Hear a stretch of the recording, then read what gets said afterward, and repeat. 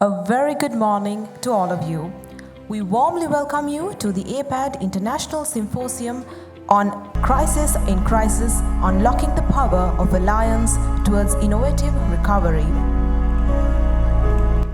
On a positive note though, out of the crisis can emerge new and incredible opportunities, particularly if traditional approaches and paradigms are questioned and challenged.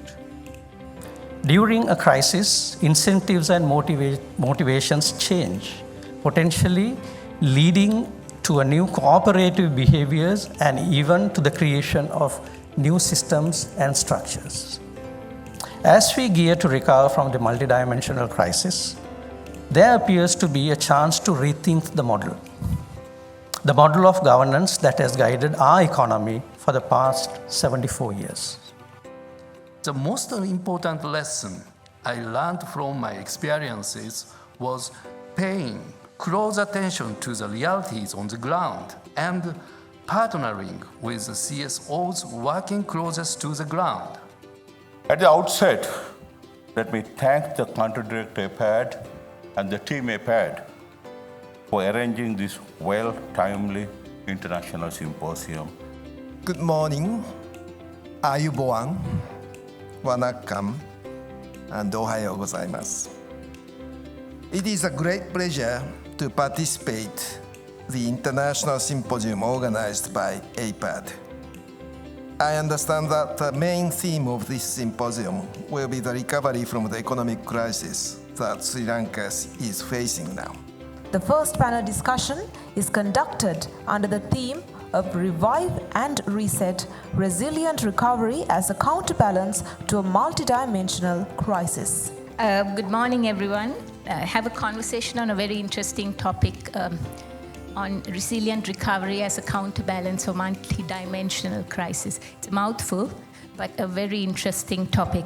But having said that, I'm very optimistic because we are at a crossroad. In my view, we have two choices.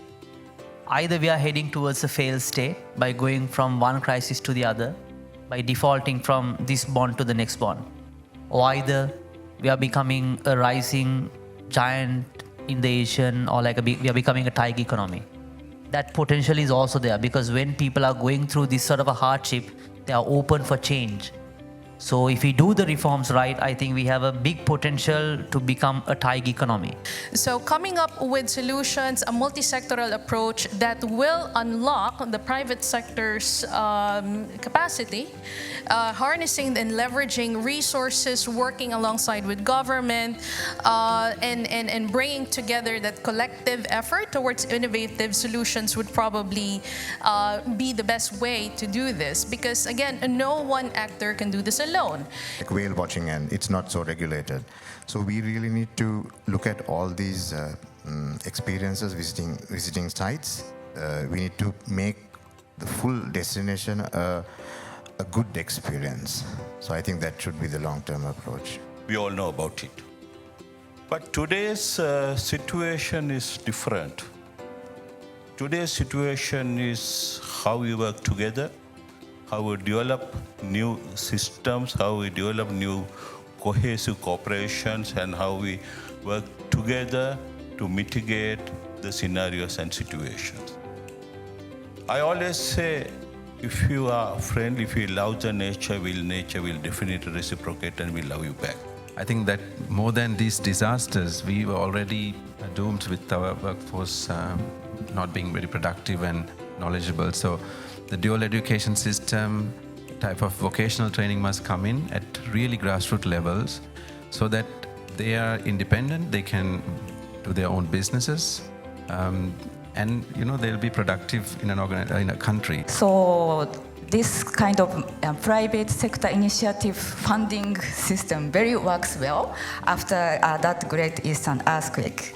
So such innovation with impact investment, together with great collaboration between stakeholders, will contribute to significant breakthrough in the crisis. Ladies and gentlemen, with that we move on to the second panel discussion of today's agenda.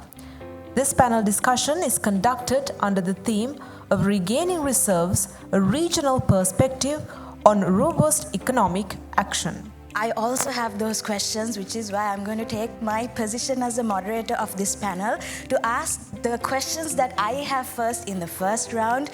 So I think to get out of the crisis, and some of this was mentioned earlier, the government has to only focus on 3 areas.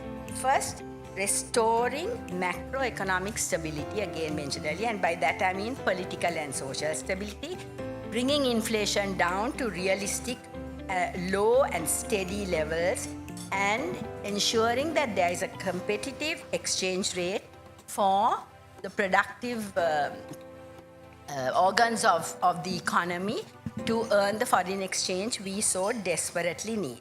So first of all, government should not be poking its nose into what it can't do well, which is trying to control and micromanage. It should focus on the big picture of creating, I think, Dannath used the word, a level playing field. Supporting education. I mean, a lot of kids were coming out of school. A lot of kids didn't have a lot of food. And in Sri Lanka, we wanted to bring food, but we actually did it by delivering it through school to try and make sure that people stayed in school. Because again, get an education, understand financial literacy, better chance of employment, better chance of making the right financial decisions for the long term, better for the economy, better for the recovery in the long term. Look at the scenario that has been created thanks to the GI, the geographic indication that we have got for cinnamon.